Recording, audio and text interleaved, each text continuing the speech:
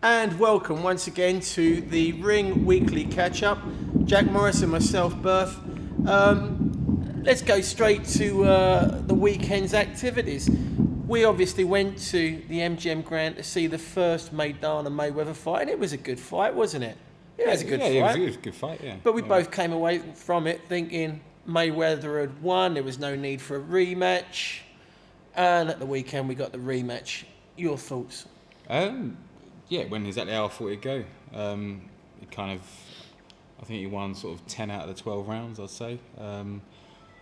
It's never going to be that interesting when you have to kind of, if you've got a big puncher in with you, you're going to move.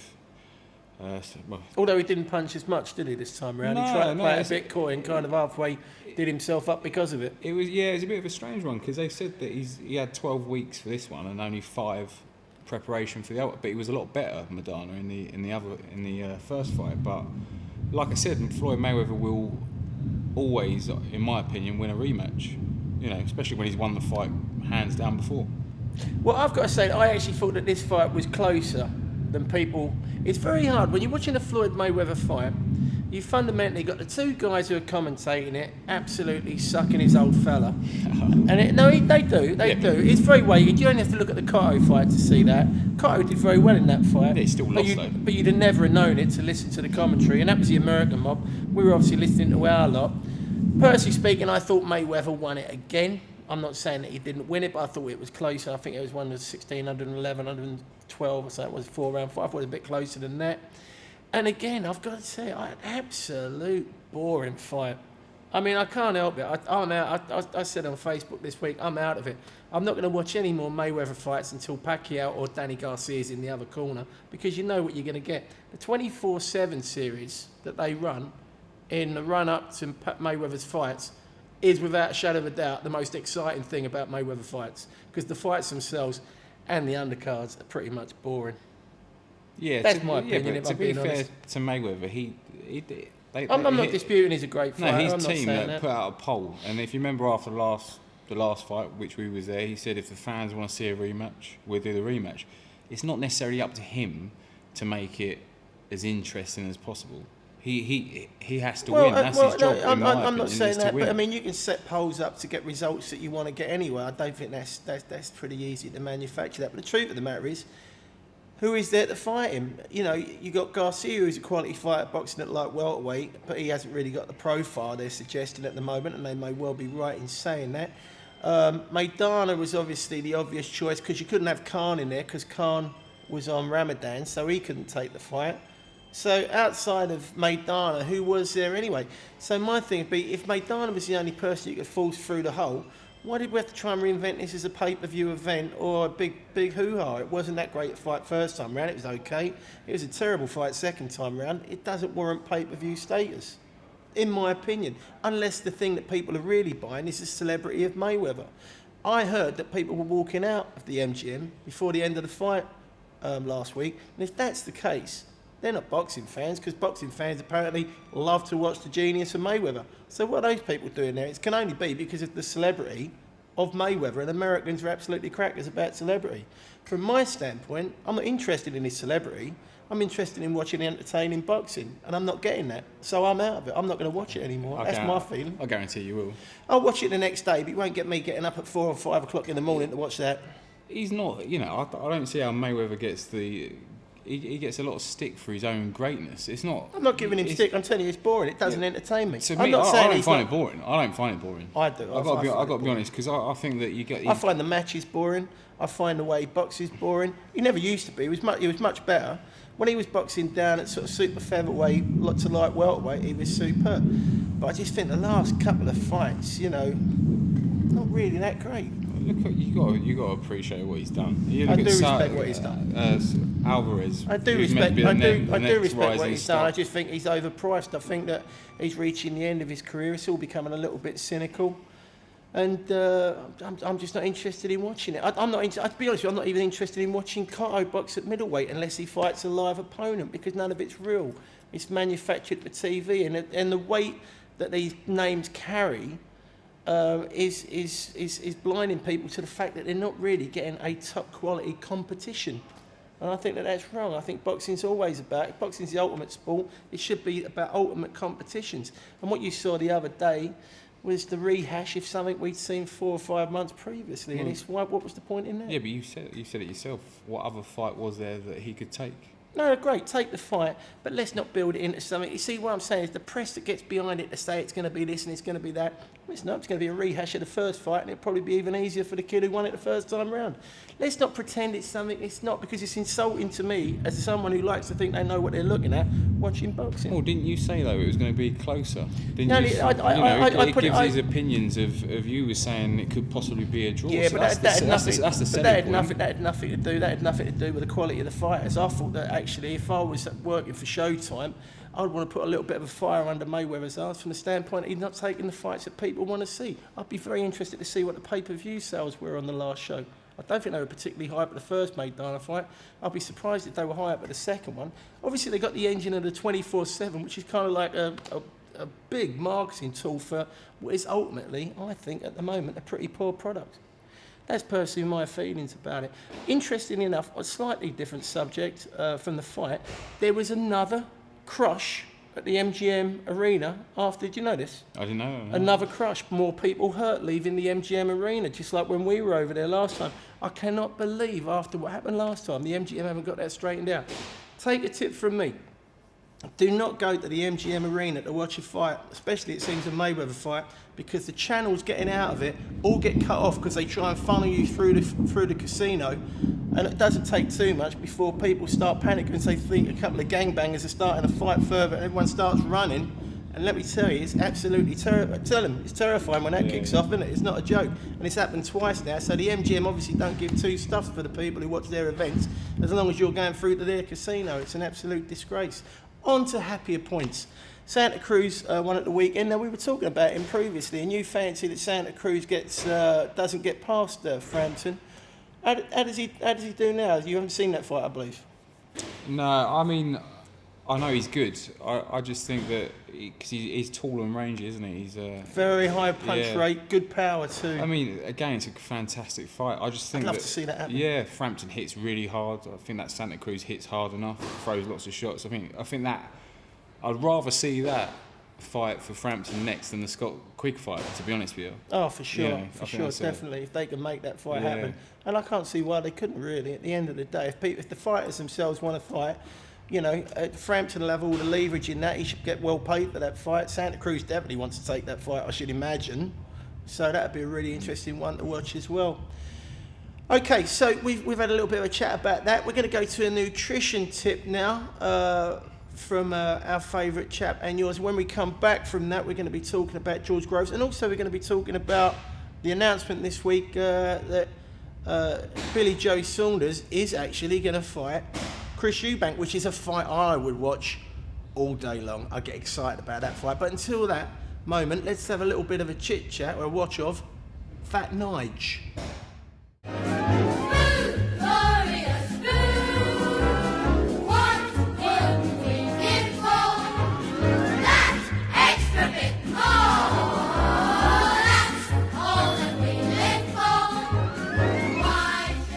Hello, I'm Fat Nige.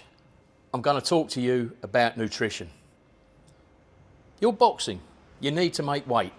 You need to do it in a controlled fashion.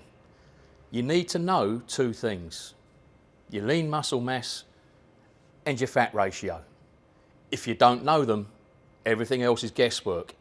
You need to know what you've got to play with. There are various scales on the market that will tell you what your lean mass is. They'll tell you what your basal metabolic rate is. Once you have that information, you can then start to do the sums. You can calculate your protein, you can calculate your carbs, you can work out what it is that you need to eat to achieve your results. Now, we know there's 3,500 calories in 1 pound of fat. Theorising for a moment, let's take 500 calories a day out of that diet, and in a week, we'd have lost that pound of fat. But we've got to know what we've got to play with. If you can't do the calculation or you haven't got the kit, come and see me at the ring. Remember, if you're not fighting strong, you're fighting wrong. I've been Fat Nige.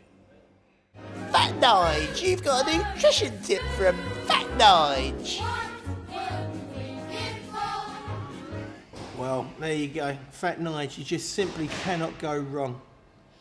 At the Wembley Arena this weekend, we have a comeback fight from George Groves.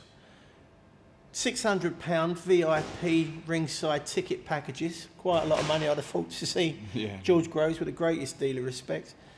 Fighting an Italian lad, you know quite a bit about this kid. What are your thoughts about this comeback fight for George Groves? He's a quality piece. I think we both agree he's a quality piece. Yeah, Red Brass. You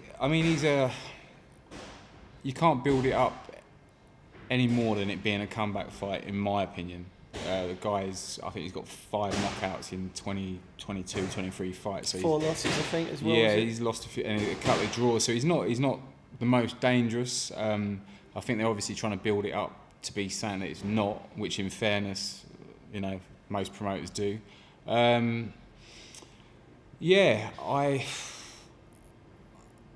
we going to find out this weekend about George Groves? I don't think we're going to find out anything different. I think George Groves, it'll be a 4-round demolition job. Job done. It looked good on it. I understand where you're coming from. He's obviously signed with Sal, and they've done a deal with Matchroom, and so he's obviously going to get high profile visibility in the UK. But you know something? I think there's a problem with George Groves, and I must say this. I think he'd have won that first fight against Froch if he'd have had Adam Booth in his corner.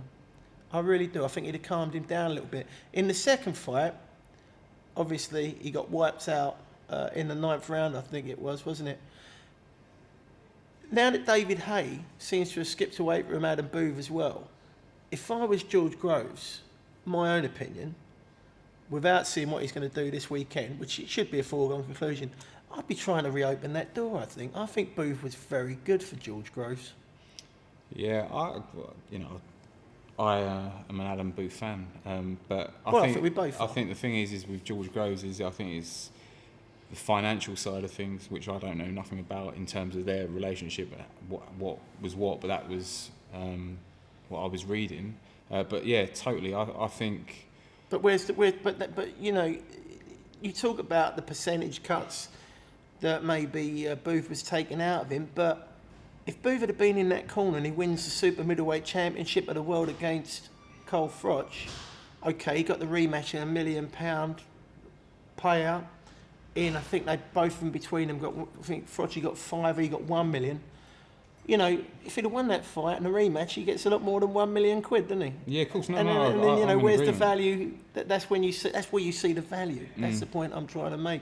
I don't think because David Haye's kind of obviously going. I don't think that Haye and Booth's relationship was a problem for George Groves. I think he did manage the training around them. I don't think that was the problem at all. Yeah, but now he'd be centre of attention. That's the point I'm trying to make. I mean, when the other lad, you've got to figure that maybe Haye is really at the end of his career, closing in on the end of his career, whereas George, has done some amazing things, whether he's won or lost, and he has lost obviously the last 2. His dad's done some amazing things in his relatively young career, and going back to the James DeGale, James DeGale for me is a better boxer than George Groves, but Booth got him through that, and his strategy was so spot on. I would be thinking to myself, this lad is a real asset.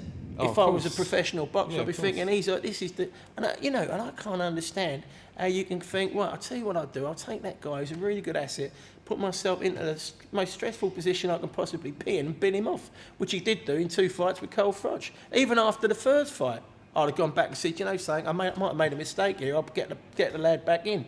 Maybe we can talk about it now. At that point, he might have had more leverage to discuss percentages. Yeah, of course. Yeah. So I think it's a bit of a shame he's not done that. But I'd be interested to see where he goes from now, because he's obviously up with the Irish kid, who I'm not a believer of, if I'm being perfectly honest, and he's with a promotional group that's based outside the country as well.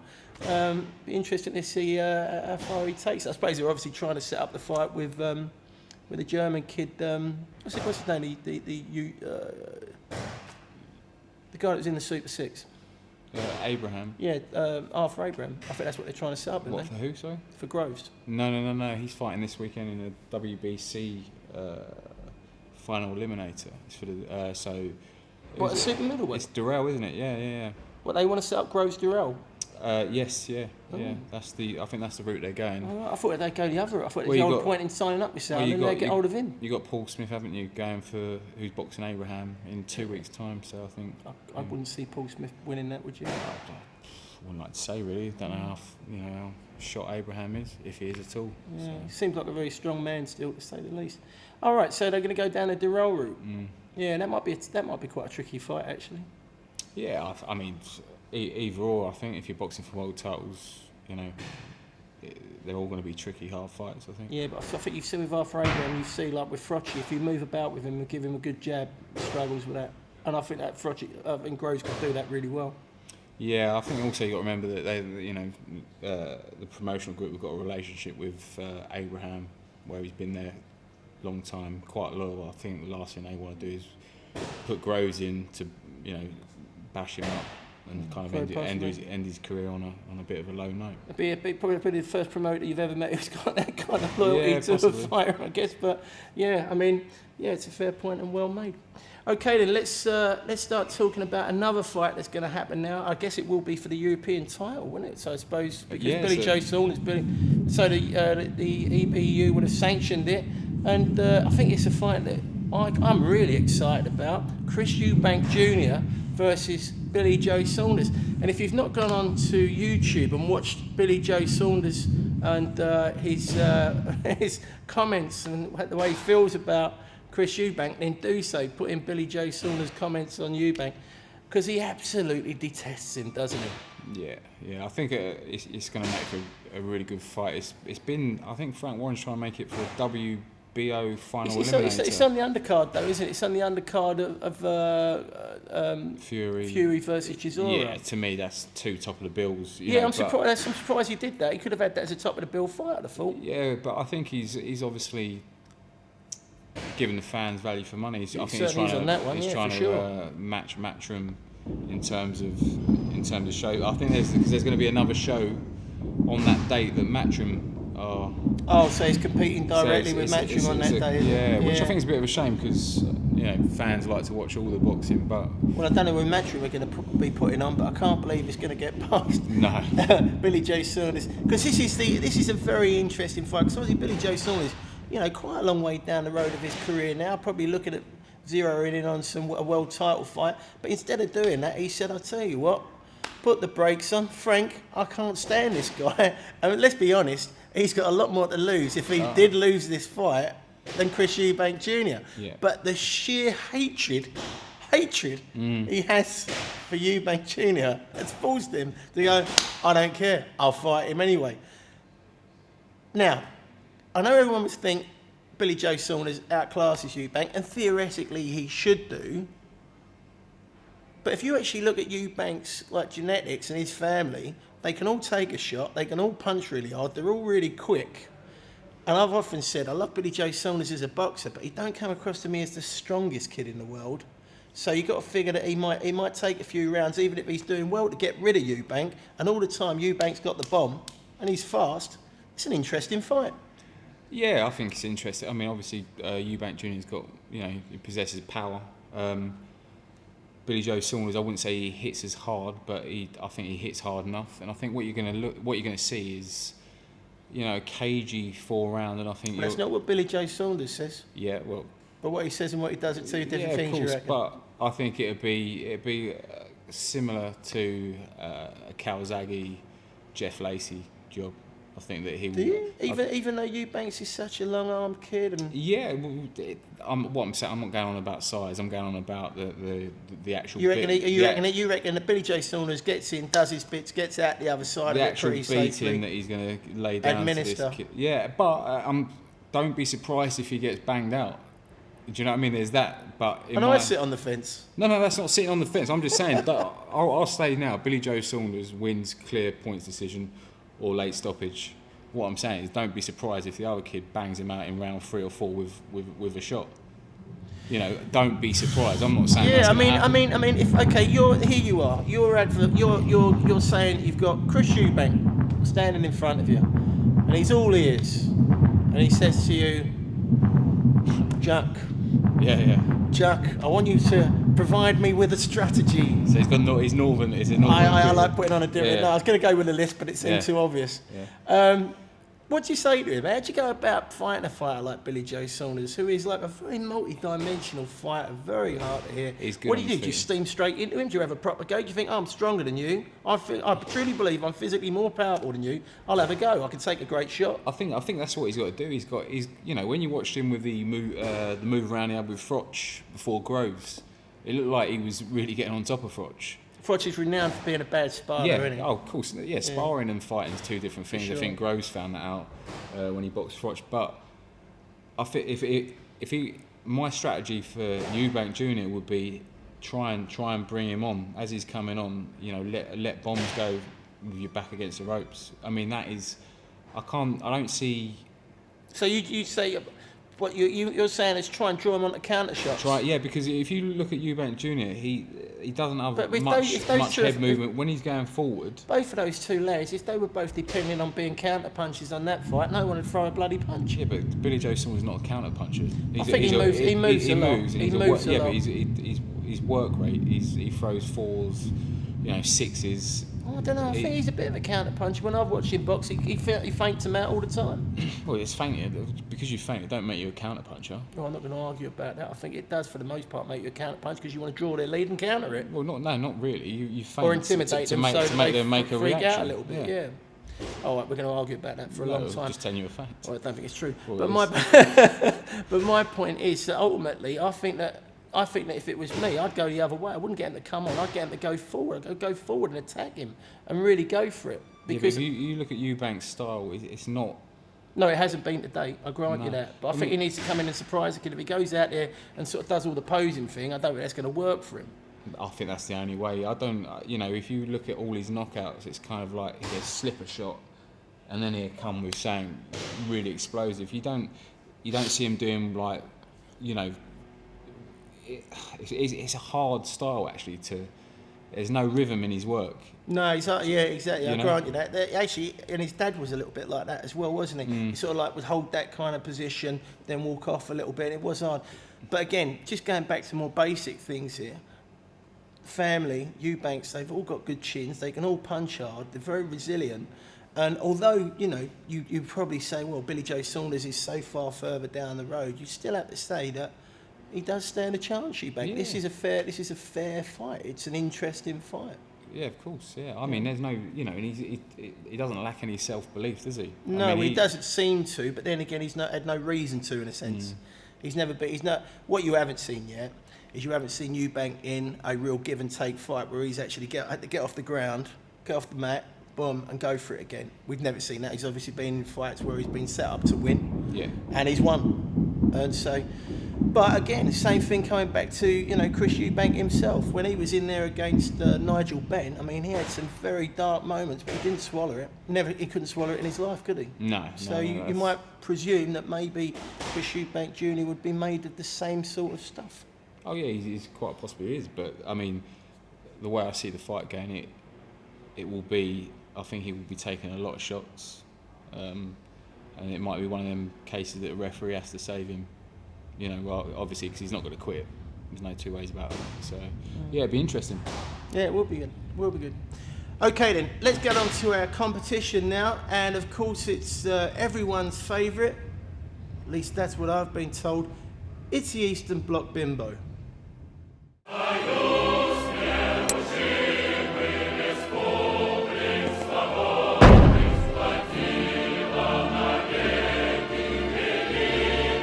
Hello everybody, I'm from the Eastern Bloc.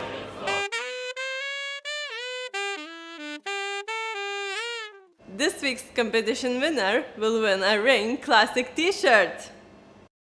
It's got official Ring logo on the back. It looks great on, but to your naughty man, it looks even better off. See you next week!